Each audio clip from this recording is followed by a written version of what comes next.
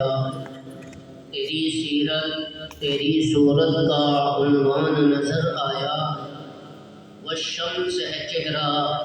تو ماذاب ہے آنکھیں، قرآن کے چہرے پہ قرآن نظر آیا۔ میں سب سے پہلے تو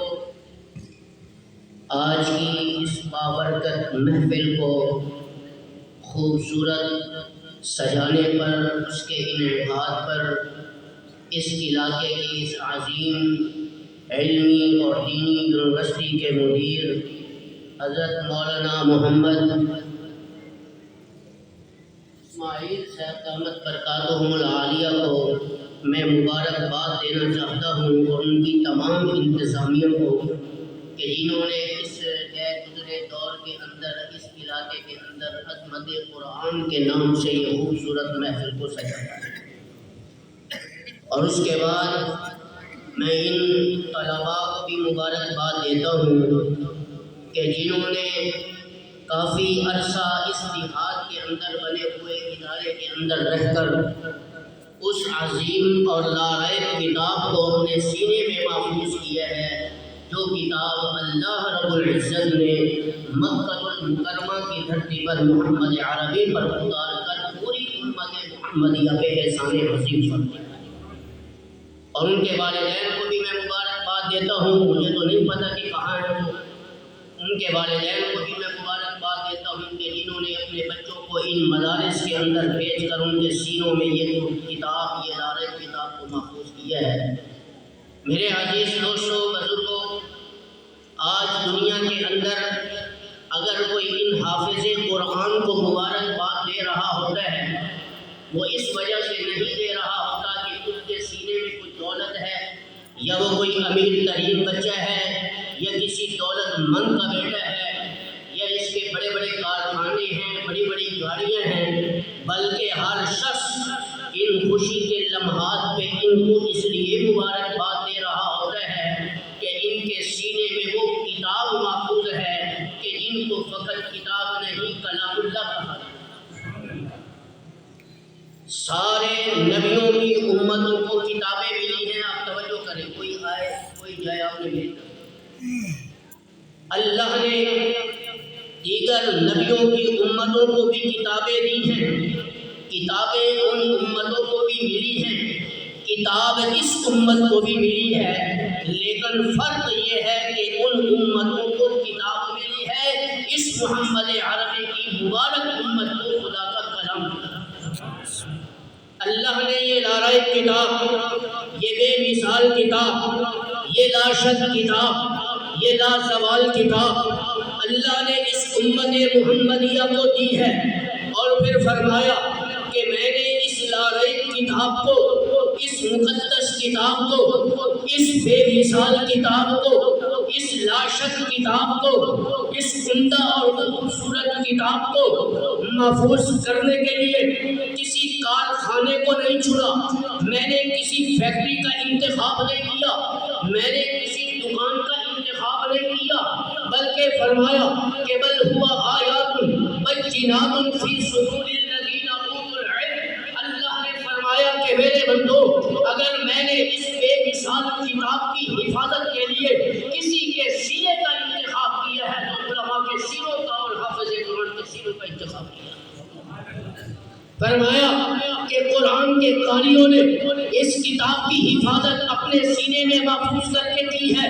حافظ قرآن نے اس کتاب کو اپنے سینے میں محفوظ کر کے اس کتاب کی حفاظت کی ہے، عالم قرآن نے پوری امت تک اس قرآن کی تبلیغ کر کے اس کتاب کی حفاظت کر کے دکھائی ہے، حافظ قرآن نے اس قرآن کو پڑھ کر اس کتاب کی حفاظت کر کے دکھائی ہے، قاری قرآن نے مصلی پر بیٹھ کر، مصلی پہ کھڑے ہو کر، چلتے ہوئے بھی، بیٹھتے ہوئے بھی اس قرآن کو پڑھ کر اس کتاب کی حفاظت کی ہے، مبلغین قرآن نے قرآن کی تبلیغ کر کے اس کتاب کی حفاظت کی ہے، عامل قرآن نے قرآن پہ عمل کر کے اس کتاب کی حفاظت کی ہے، مجاہدین نے قانون قرآن کی حفاظت کی ہے، پھر اللہ نے اس دھرتی پر چلنے والوں کو بتا دیا کہ اے میرے بندو یہ وہ کتاب ہے جو اس وقت سے لے کر آج تک پڑھی جا رہی ہے، قیامت تک پڑھی جائے گی، نہ پڑھنے والے کو کوئی ختم کر سکتا ہے، نہ قیامت کی صبح تک پڑھانے والے کو کوئی ختم کر سکتا ہے۔ یہ ایسی لائق کتاب ہے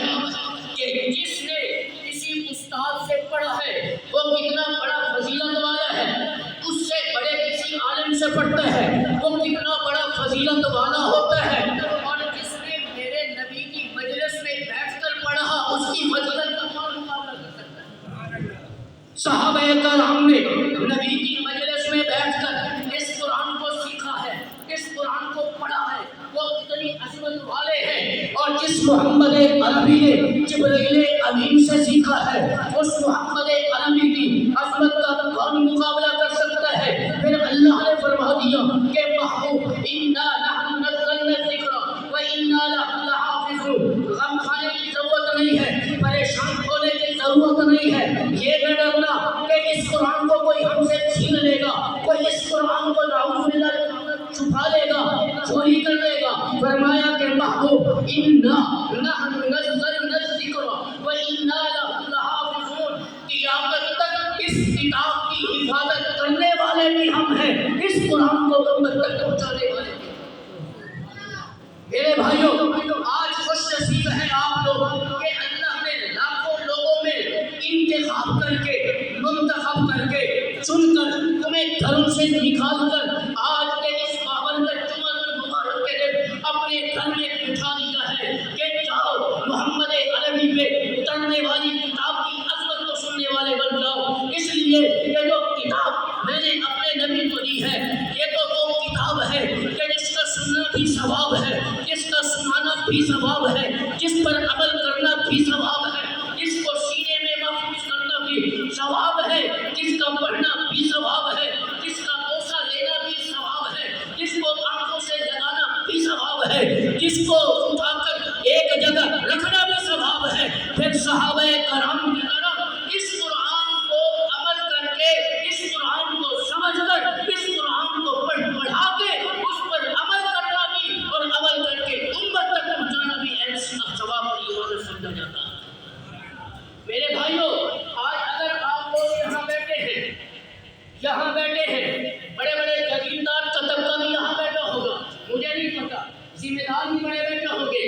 مالدار بھی بڑے بیٹھے ہوں گے، لیکن آپ اس چٹائی پر بیٹھے ہیں، میرے جیسا ادنا عالم، ادنا طالب علم یہ اونچی جگہ پر بیٹھا ہے۔